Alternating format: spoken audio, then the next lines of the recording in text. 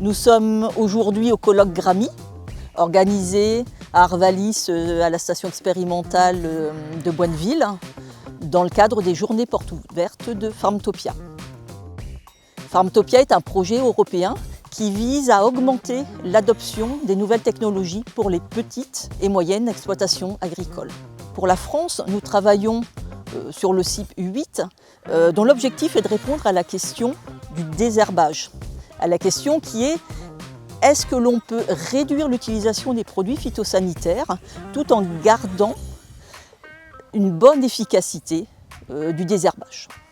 Donc dans cet objectif, nous avons travaillé sur la pulvérisation ciblée. L'objectif n'est pas que de regarder que la technologie, mais également de voir comment les agriculteurs peuvent réellement l'utiliser et surtout l'adopter. La pulvérisation, c'est quoi?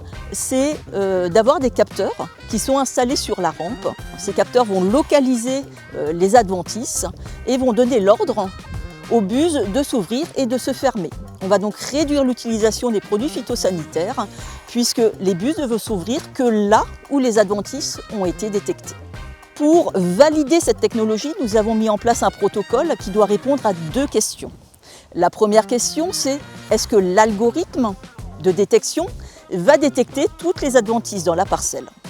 La deuxième question, c'est: est-ce que le pulvérisateur est capable de répondre à l'ordre qui est donné par les capteurs, c'est-à-dire est-ce qu'il est capable de s'ouvrir réellement là où il n'y a que les adventices? Les premiers résultats que nous avons sont très encourageants, puisque pour répondre à la première question, nous avons vu que les algorithmes que nous avons travaillés sur maïs, que ce soit tout sauf la culture ou sur le chardon, ont des résultats très satisfaisants puisqu'on est environ à 90% de bonne détection. Ça veut dire que l'algorithme laisse très peu d'adventices dans la parcelle.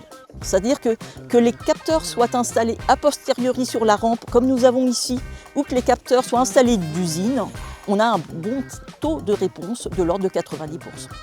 Nous avons également testé la détection de rumex en prairie, avec un très bon taux de détection également, puisqu'on est à plus de 90%. Par contre, en ce qui concerne l'algorithme blé, il faudra encore travailler dessus.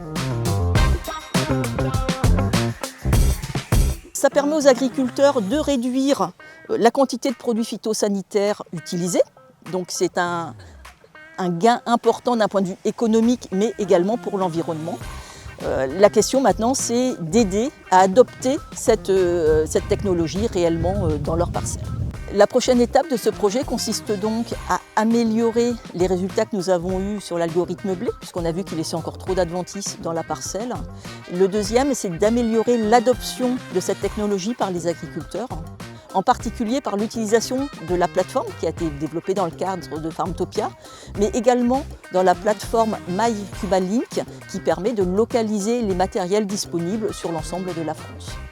Le projet Farmtopia a permis de faire le lien entre la nouvelle technologie, ici qui était la pulvérisation ciblée, le transfert vers les agriculteurs et l'expérimentation.